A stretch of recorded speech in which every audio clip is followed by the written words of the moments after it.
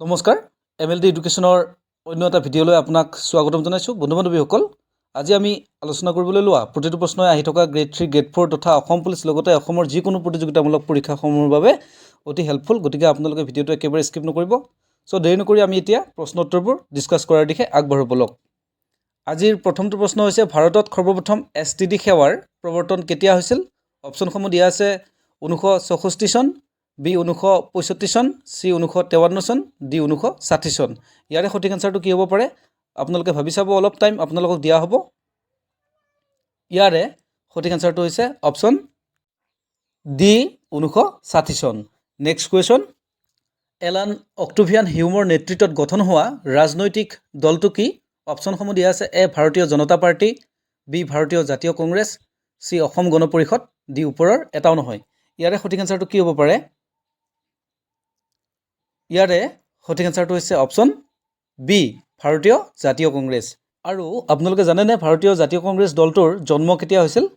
ভাৰতীয় জাতীয় কংগ্ৰেছ দলটোৰ জন্ম হৈছিলে 1885 চনত, মনত ৰাখিব, মষ্ট ইম্পৰ্টেণ্ট। নেক্সট কুৱেশ্যন, আৰ্য সমাজৰ প্ৰতিষ্ঠাপক কোন? অপশ্যনসমূহ দিয়া আছে A Raja Rammohan Roy, B Annie Besant, C Ishwarchandra Vidyasagar, D Dayanand Saraswati. ইয়াৰে সঠিক আনসাৰটো কি হ'ব পাৰে? ইয়াৰে সঠিক আনসাৰটো হৈছে option D Dayanand Saraswati.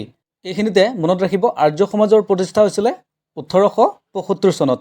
Next question, Keshab চন্দ্ৰ সেনে প্ৰতিষ্ঠা কৰা সমাজ হৈছে ব্ৰাহ্ম সমাজ, আৰ্য সমাজ, প্ৰাৰ্থনা সমাজ, ওপৰৰ এটাও নহয়। ইয়াৰে সঠিক আনসাৰটো কি হ'ব পাৰে?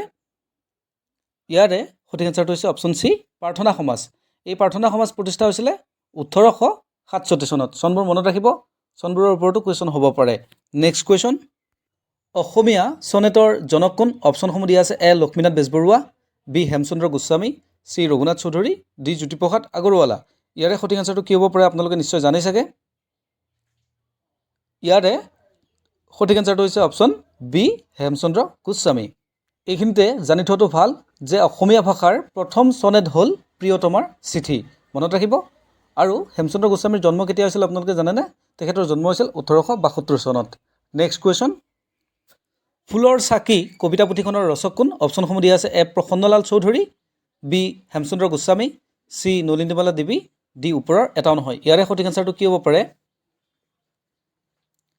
ইয়াৰে সঠিক আনসাৰটো হৈছে option B Hemchandra Goswami. Next question, Jonaki কাকতে কেতিয়া প্ৰকাশ পাইছিল? অপশ্যনসমূহ দিয়া আছে 1932 চন, বি 1889 চন, চি 1887 চন, ডি 1861 চন। ইয়াৰে সঠিক আনসাৰটো কি হ'ব পাৰে? ইয়াৰে সঠিক আনসাৰটো হৈছে অপশ্যন বি 1889 চন। এই জোনাকী কাকতখন কোনে সম্পাদন কৰিছিল আপোনালোকে জানেনে? জোনাকী কাকতখন সম্পাদন কৰিছিল চন্দ্ৰকুমাৰ আগৰৱালাই, মনত ৰাখিব। নেক্সট কুৱেশ্যন, জোনাকী কাকতৰ দ্বিতীয়গৰাকী সম্পাদক কোন আছিল? অপশ্যনসমূহ দিয়া আছে A Hemchandra Goswami, B Chandrakumar Agarwala, C Lakshminath Bezbaroa, D Raghunath Choudhury. ইয়াৰে সঠিক আনসাৰটো কি হ'ব পাৰে? ইয়াৰে সঠিক আনসাৰটো হৈছে অপশ্যন এ হেমচন্দ্ৰ গোস্বামী। বন্ধুসকল, জোনাকী কাকতৰ প্ৰথম সম্পাদক আছিলে চন্দ্ৰকুমাৰ আগৰৱালা আৰু দ্বিতীয় বছৰৰ পৰা দ্বিতীয়গৰাকী সম্পাদক আছিল হেমচন্দ্ৰ গোস্বামী, মনত ৰাখিব, দুয়োটাই মষ্ট ইম্পৰ্টেণ্ট। লগতে জোনাকীৰ ত্ৰিমূৰ্তি বুলি কোৱা হয় লক্ষ্মীনাথ বেজবৰুৱাক, হেমচন্দ্ৰ গোস্বামীক আৰু চন্দ্ৰকুমাৰ আগৰৱালাক একেলগে তিনিজন মহান ব্যক্তিক জোনাকীৰ ত্ৰিমূৰ্তি বুলি কোৱা হয়, মনত ৰাখিব। নেক্সট কুৱেশ্যন, প্ৰথম কমনৱেলথ গেমছ কিমান চনত হৈছিল? অপশ্যনসমূহ দিয়া আছে এ 1930 চন, বি 1965 চন, চি 1954 চন, ডি 1931 চন। ইয়াৰে সঠিক আনসাৰটো কি হ'ব পাৰে? ইয়াৰে সঠিক আনসাৰটো হৈছে অপশ্যন এ 1930 চন। আৰু ক'ত হৈছিল আপোনালোকে জানেনে? হৈছিলে কানাডাৰ হেমিল্টনত, মনত ৰাখিব। নেক্সট কুৱেশ্যন, কমনৱেলথ গেমছ অনুষ্ঠিত হয় প্ৰতি 4 বছৰৰ অন্তত, বি এবছৰৰ অন্তত, চি 5 বছৰৰ অন্তত, ডি 2 বছৰৰ অন্তত। ইয়াৰে সঠিক আনসাৰটো কি হ'ব পাৰে? ইয়াৰে সঠিক আনসাৰটো হৈছে অপশ্যন এ প্ৰতি 4 বছৰৰ অন্তত এই কমনৱেলথ গেমছ অনুষ্ঠিত হৈ থাকে।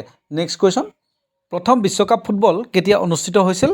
অপশ্যনসমূহ দিয়া আছে এ 1965 চন, বি 1931 চন, চি 1930 চন, ডি 1934 চন।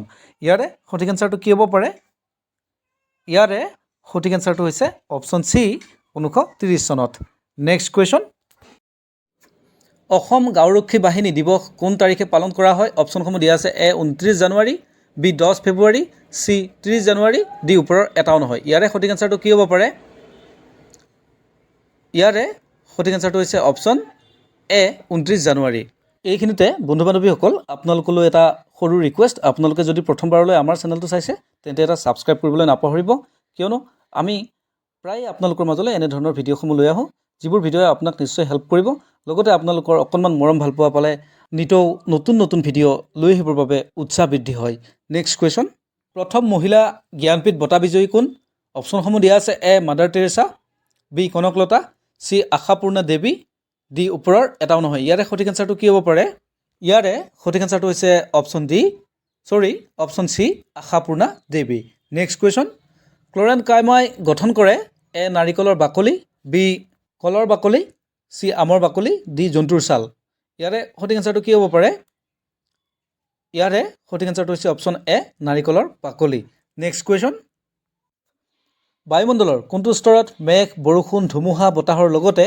বতৰৰ ক্ৰিয়াকলাপবোৰ সংঘটিত হৈ থাকে অপশ্যনসমূহ দিয়া আছে এ ষ্ট্ৰেটোস্ফিয়াৰ বি ট্ৰপোস্ফিয়াৰ চি হোমোস্ফিয়াৰ ডি হেটেৰোস্ফিয়াৰ ইয়াৰে সঠিক আনসাৰটো কি হ'ব পাৰে ইয়াৰে সঠিক আনসাৰটো হৈছে option B troposphere next question Asam Sahitya সভাৰ প্ৰথম সভাপতি কোন আছিল অপশ্যনসমূহ দিয়া আছে A Saratchandra Goswami B Padmanath Gohain Baruah C doctor Bhupen Hazarika D ওপৰৰ এটাও নহয় ইয়াৰে সঠিক আনসাৰটো কি হ'ব পাৰে ইয়াৰে সঠিক আনসাৰটো হৈছে অপশ্যন বি পদ্মনাথ গোহাঁই বৰুৱা বন্ধুসকল শৰৎচন্দ্ৰ গোস্বামী আছিল অসম সাহিত্য সভাৰ প্ৰতিষ্ঠাপক সম্পাদক আৰু প্ৰথম অসম সাহিত্য সভা কেতিয়া হৈছিল আপোনালোকে জানেনে অসম সাহিত্য সভা অনুষ্ঠিত হৈছিলে 1917 চনত শিৱসাগৰৰ পৰা মনত ৰাখিব এইখিনিৰ ভিতৰত যিকোনো কুৱেশ্যন এটা থাকেই গতিকে বন্ধুসকল ইমান সময়লৈকে আপোনালোকে আমাৰ MLD এডুকেশ্যন চেনেলটো চাই থকাৰ বাবে ধন্যবাদ লগতে আপোনালোকক অনুৰোধ আপোনালোকে যদি অন্য ভিডিঅ'সমূহ চোৱা নাই এবাৰ চাই ল'ব নিশ্চয় তাত যথেষ্ট কুৱেশ্যন দিয়া আছে সকলোবোৰ ইম্পৰ্টেণ্টে হয় গতিকে আজিলৈ ভিডিঅ'টো আৰু দীঘলীয়া নকৰি ইমানতেই অন্ত পেলালোঁ লগ হ'ম পুনৰ অন্য এটা ভিডিঅ'ত আজিলৈ বাই